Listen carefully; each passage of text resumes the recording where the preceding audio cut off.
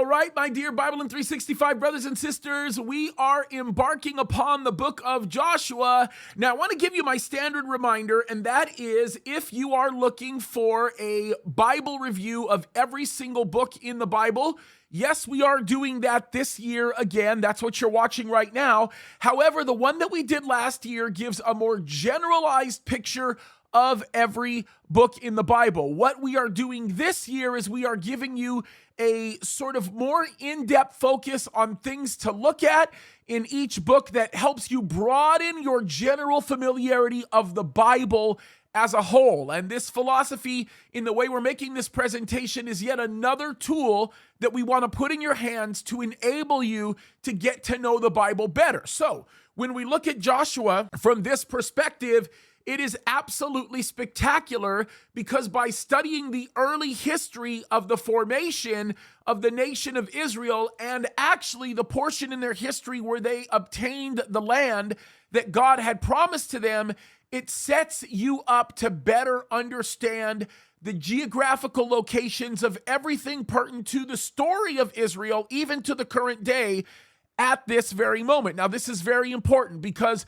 when you go through Joshua, it really does document very well the conquest and, of course, the settling process that took place when they went through Canaan. Of course, this is the area that we know as Israel today, and there's a lot of very interesting things that we can learn from going through the book, and it is very important to discuss various aspects of this book that I think are going to help broaden your understanding of scriptural precedent as a whole. Perhaps the best point to start would be when we get into Joshua chapter 2, where we learn about the two spies and, of course, the story of Rahab. Now, it's interesting, Rahab later on makes what we call the Hall of Faith in Hebrews chapter 11, but the thing that we learn in the story of Rahab is a better understanding of biblical ethics, right? At what point is it ever okay, if ever at all, to deceive somebody, especially who's in authority,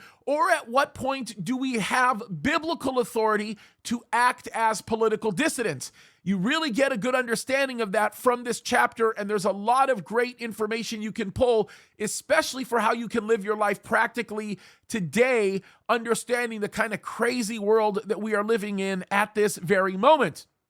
When we get into chapter 3, we learn about the crossing of the Jordan and what actually happens when that takes place in chapter 4, how God has actually asked the people to lay a memorial stone. And the idea behind laying a memorial stone is sort of a picture that God always wanted us to give our children in remembering all that God has done for us. And this is something that you need to focus on, because when you begin to develop an understanding of what it means to place a memory within the hearts of your children concerning the things of God, you begin to build within your family a legacy for the things of God, right? And that's a very, very important thing. Now, this is also important because when you get into chapter 5, you cover the subject of the Passover feast. And what's very important about this Passover is this would be the very first Passover that they spent in the land promised to them. And there's some real parallels between other times in history,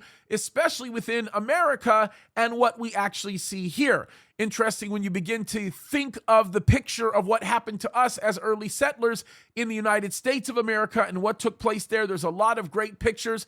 The fall of Jericho is covered, and then we start getting into areas like Mount Ebal, the battle where the sun stood still. That's another very powerful passage. And then, of course, when you get into chapter 12, and this will be a good part of your homework, you will see the list of all of the powerful kings that were destroyed at the hands of God and how God actually helped them.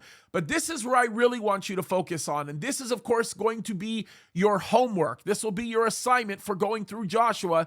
And that is when you get into Joshua chapter 13, all the way through around 22, I want you to study the divisions of the land, which tribes got what portion of the land, and I want you to look at a map and understand the mapping of the nation, because by doing that, it will greatly broaden your understanding of the rest of the Bible. By the way, this is very critical. If you don't get this, you're going to struggle with biblical geography the whole way through. But if you get it now and you put a little bit of work into it, you're going to grow immensely in your knowledge of the Word of God, far beyond anything you ever thought possible. And it gets really, really cool. And then, of course, when you get to the end of Joshua, right around chapter 23, you will see Joshua addressing the nation, a farewell address, and we can learn a lot about how we should be living as a country, especially one who was founded upon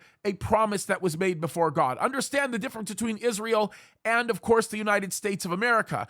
Just like Israel, the United States of America was founded upon a covenant made with God. But understand this: the United States of America, unlike the nation of Israel, was not given a promise for restoration.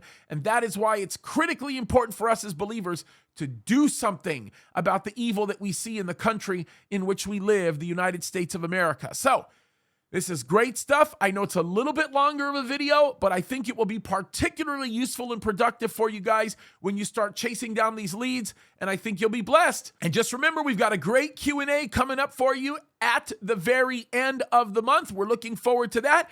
And as well, just remember, if you need extra material to be able to study, you can go to jamescadis.com. You can go to the James Cadiz YouTube page or many other areas where you see a lot of my stuff there. If you just simply go to jamescadis.com, it'll take you to all of the free resources that are available to you.